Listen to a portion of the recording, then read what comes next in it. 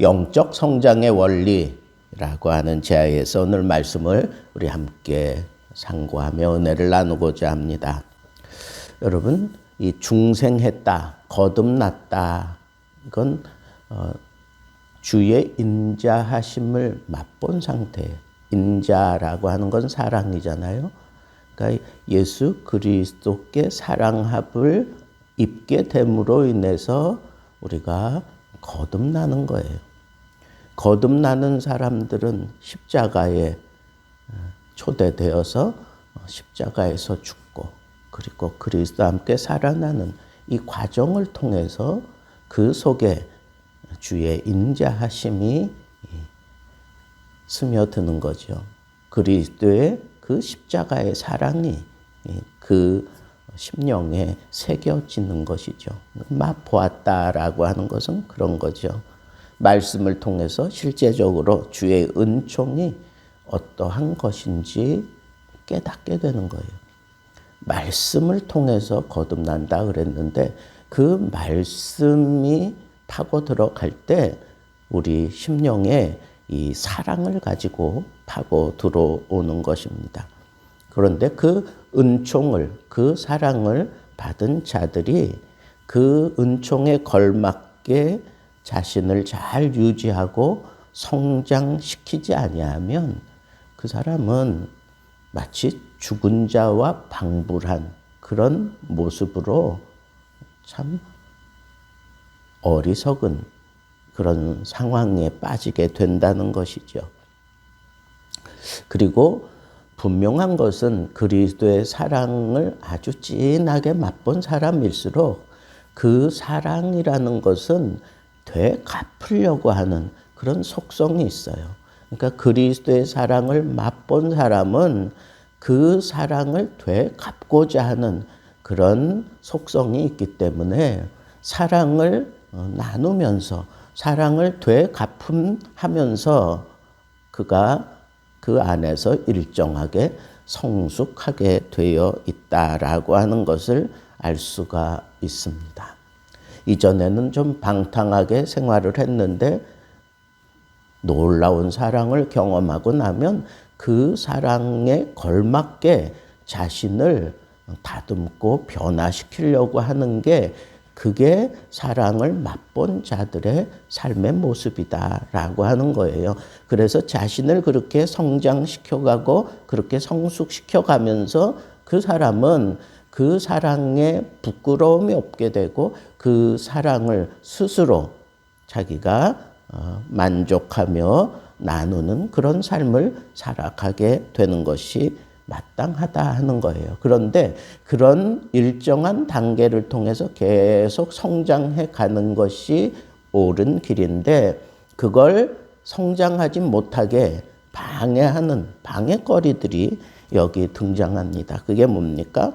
모든 악독 그랬습니다. 모든 악독. 이것은 나쁜 것, 좋지 못한 것, 결점, 불완전한 것, 도덕적으로 부패하고 타락한 것, 악을 저지르는 그런 습성, 이런 것들을 통틀어서 악독이라고 얘기를 할 수 있습니다. 특별히 타인과의 관계에서 내가 이 악독을 하나라도 허용한다면 피차 그리스도의 그 사랑을 실현하기가 어렵습니다. 그래서 우리는 모든 악독을 버려라 그랬어요. 버려야 돼요. 두 번째는 괴휼 그랬습니다. 괴휼. 이 계휼 혹은 기만 이렇게 표현이 되어 있는데 이것은 속이는 거예요. 이것은 교활한 거예요. 간사와 속임으로 다른 사람들을 거짓 술책으로 유혹하고 그리고 중상모략하고 배신하는 이런 모든 행동들을 기만이라고 얘기할 수가 있습니다. 이 기만의 본래의 의미는 이 고기를 잡을 때 쓰는 미끼를 얘기하는 겁니다. 그런데 분명한 것은 잠언 2장 22절에도 모든 기만하는 자, 괴율하는 자는 땅에서 뽑히리라 그랬습니다. 분명히 우리들은 이런 기만적으로 살아가는 사람들은 반드시 땅에서 뽑히는 심판을 그가 불러들이며 사는 것과 다를 바가 없다는 것도 알아야 할 것입니다. 또 우리로 하여금 성장하지 못하게 하는 것 가운데 외식이 있습니다. 외식. 자기를 감추고 연기하는 걸 얘기하는 거죠. 바클레이는 그걸 위선이라고 그렇게 얘기를 했고, 주님께서는 너희는 바리새인들의 누룩, 곧 외식을 주의하라고 그렇게 얘기하고 있습니다. 그러나 분명한 것은 누가복음 12장 2절에 감추인 것이 하나도 드러나지 않을 것이 없고 숨은 것이 드러나지 않을 것이 없고 숨은 것이 알려지지 않는 것이 없다라고 분명하게 말씀하셨기 때문에 여러분, 이렇게 외식하는 자들이 자기를 이렇게 속이고 연기하지만 다 드러나는 때가 온다는 겁니다. 버려야 돼요. 또 시기를 우리는 버려야 합니다. 존스는 언제 어디서나 발생할 수 있는 가장 유일한 악덕이 바로 이 시기라고 얘기를 하고 있습니다. 곁눈질로 사람들을 보거나 다른 사람들에게 미움이나 좋지 못한 생각을 품는 것, 이게 바로 다 시기입니다. 그래서 불쾌감을 주는 거죠, 상대방에게. 시기로 인해서 심각한 문제가 야기되었던 그런 성경의 예를 보면 요셉을 시기했던 형들 때문에 결국은 요셉이 종으로 팔려가게 되잖아요. 고라, 다단, 온과 더불어서 멸망을 당하게 되는데 이건 모세의 그 지도권을 시기했기 때문에 그런 것입니다.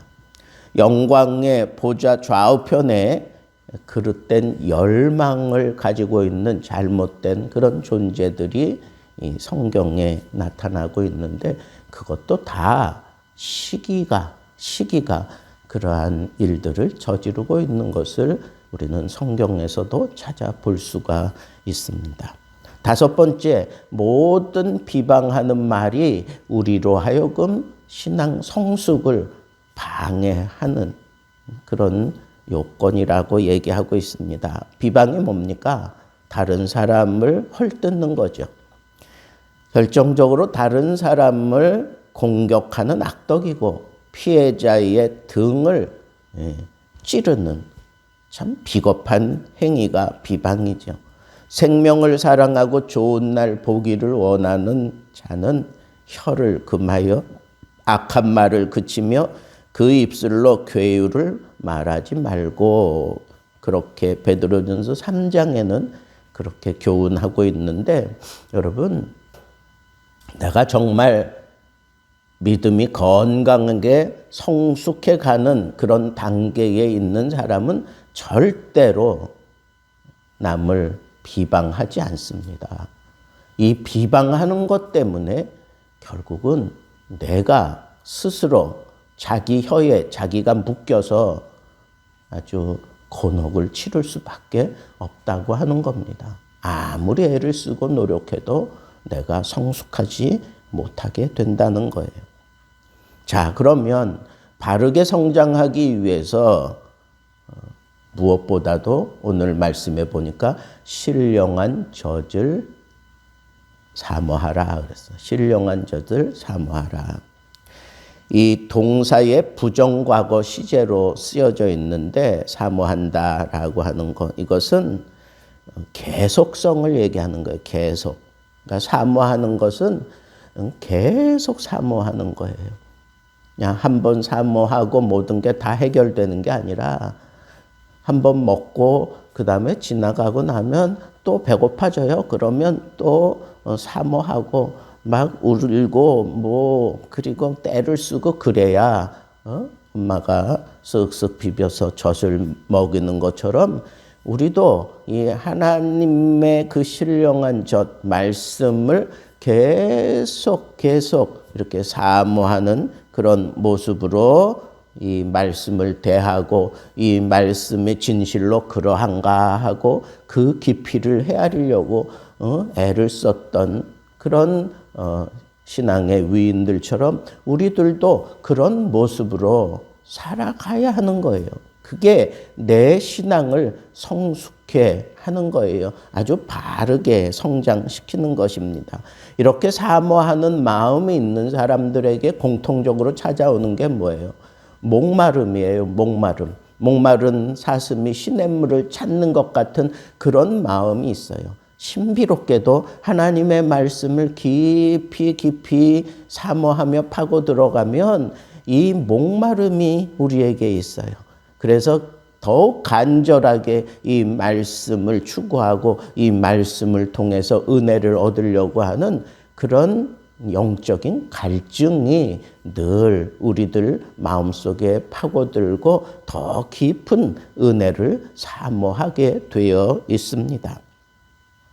특별히 여기 저질 순전하고 신령하다 이런 표현을 했어요. 이건 섞인 것이 없다. 속임이 없다. 이게 순전하다는 것이고 순전한 젖이다라고 그렇게 말씀에 대해서 얘기하는 것은 하나님의 말씀만으로 충분하다는 거예요. 하나님의 말씀만으로 모든 것을 내가 다 채울 수 있다는 것을 얘기하는 거예요. 또 신령하다라고 하는 이 표현은 이 어원적으로 이 말씀, 로고스의 근원을 두고 있습니다. 그렇기 때문에 이 로고스, 지혜, 로고스, 예수 그리스도를 의미하는 것 아닙니까? 그러니까 우리가 이렇게 신령함을 말씀을 통해서 아주 깊이 깨닫는 때는 그 말씀에 담겨져 있는 예수 그리스도와 부딪혀 만날 때예요. 그럴 때 그 신령함이 나에게 막 쏟아지는 것을 우리는 경험할 수 있습니다. 그래서 이 신령한 말씀, 이것은 그 말씀 자체이지만 그 말씀은 예수 그리스도를 향하여 있고 이 그리스도와의 만남을 통해서 우리는 영적으로 예수 그리스도와 부딪혀 만날 때, 말씀을 통해서 부딪혀 만날 때 내가 쑥쑥 자라나고 있다고 하는 사실을 깨닫게 될 것입니다. 그러니까 이 말씀에서 영적인 그런 영양소를 우리가 계속해서 섭취하지 않으면 내가 영적으로 성장할 수 없어요. 교회 생활 아무리 많이 해도 말씀에 부딪히고 말씀으로 말미암아 예수 그리스도와의 만남이 생기고 예수 그리스도의 그 은혜의 지배를 받게 되고 이런 과정들이 없이는 영적으로 우리가 자라날 수 없다고 하는 이 사실을 우리에게 아주 강하게 시사하고 있습니다. 그래서 우리는 너희 목마른 자들아 물로 나오라. 너희는 와서 사 먹되 돈 없이 값 없이 와서 포도주와 젖을 사라 하는 이런 표현들. 만군의 여호와 하나님, 나는 주의 이름으로 일컬음 받는 자라. 내가 주의 말씀을 얻어 먹었사오니 주의 말씀은 내게 기쁨과 내 마음의 즐거움입니다. 예레미야 15장에 그렇게 밝히고 있는 것도 우리는 아주 유심히 살펴볼 수 있어야 합니다. 그런데 이 신령한 젖을 사모하는 대상이 갓난아이라 그래서 갓난아이. 여러분 갓난아이 그것은 이제 막 거듭난 새롭게 이렇게 거듭난 피조물을 말하는 것이요. 근데 이 갓난아이는 그 젖만 먹으면 다 해결돼. 그 젖만 먹으면 모든 게 다 해결되는 거예요. 그 생명을 유지하고 그 젖을 먹으면서 또 무럭무럭 자라가고 그 젖만 먹으면 마음에 평안함이 있고 기쁨이 있고 만족함이 있고 그러니까 여러분 우리가 이 하나님의 말씀으로 말미암아 이 신령한 젖을 먹음으로 말미암아 어린아이가 그냥 그 젖을 빨다가 그냥 그 안에서 쌕쌕 잠이 들고 그냥 평안함을 누리고 만족함을 누리는 것처럼 우리는 이 하나님의 말씀을 사모하며 이 말씀을 취하면서 바로 그런 만족한 상태에 우리가 이르러 있을 때 내가 진정한 만족을 얻는데, 사실은 그때 이 갓난아이가 막 눈에 띄게 자라나는 걸 볼 수 있잖아요. 갓난아이 때는 이렇게 눈 감고 뜨면 이 아이가 부쩍부쩍 막 자라는 것처럼 느껴지는 것을 우리가 깜짝깜짝 놀라며 볼 때가 있지 않습니까? 바로 그런 거예요. 하나님의 말씀을 정말 적극적으로 그것만 먹고 그냥 막 자라나는 그런 갓난아이 수준 때에는요, 그것만 먹으면 그 모든 것이 다 해결돼 만사형통이에요. 그런 때를 거쳐서 자라나는 거예요.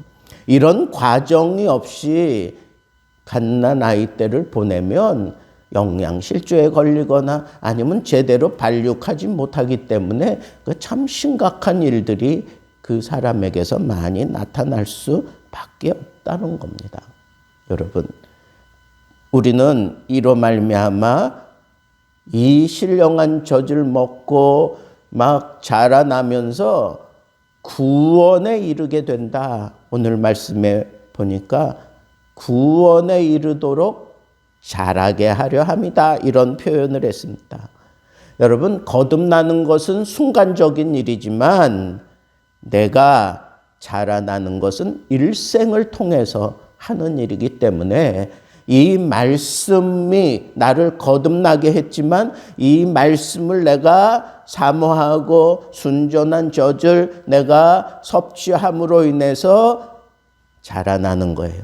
내 몸에 어떤 면역 체계도 생기고, 그래서 잘못된 방해물들을 스스로 이겨낼 수 있는 그런 힘을 내 몸에 쌓아가면서 내 영적인 근육에 그렇게 쌓아가면서 내가 온전히 대처하며 살아가게 된다라고 하는 이 사실을 우리는 꼭 명심하시고, 이 말씀을 그저 어미 품에서 먹는 그런 수준에 머물러 있는 것이 아니라 이 말씀을 우리가 이제 이가 나고 그리고 우리 삶의 무대가 점점 넓어지고 그러면서 이 말씀을 이로 씹으면서 그 신령한 의미를 되새김질하고 묵상하고 이 말씀의 의미가 신실로 어떤가 하는 것들을 막 스스로 그렇게 막 탐구하고 그러면서 더 깊은 은혜를 체험해야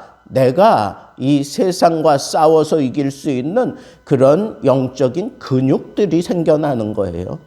그래서 그런 과정들이 있지만 가장 중요한 것은 신령한 젖을 사모하는 갓난아이 때 이 말씀을 제대로 잘 내가 섭취하게 됨으로 인해서 건강한 그런 한 영적인 개체가 되어서 하나님의 뜻을 우리가 이어갈 수 있다고 하는 이 사실 늘 마음에 명심하시고, 이 하나님의 말씀을 그저 이 갓난아이 때처럼 정말 순수하게, 그리고 정말 이 말씀에만 막 매달리는 그런 자세를 가지고 하나님의 은혜를 체험하는 그런 삶이 우리에게 꼭 필요하다고 하는 이 사실을 명심하시고, 이거 없이 영적인 어떤 신앙의 단계를 이루어 갈 수 없어요. 그러니까 우리 영적 성장의 가장 기초가 뭐냐? 갓난아이처럼 신령한 젖을 사모하는 겁니다. 오늘 이 말씀을 여러분들이 잘 마음에 새기고 오늘도 신령한 젖을 사모하듯이 하나님의 말씀을 깊이 사모하며 하나님 주시는 그 은혜 속에서 강하고 그리고 담대하게 하나님의 사랑을 증거하며 살아가는 하나님의 사람들 되길 우리 주님의 이름으로 축복합니다.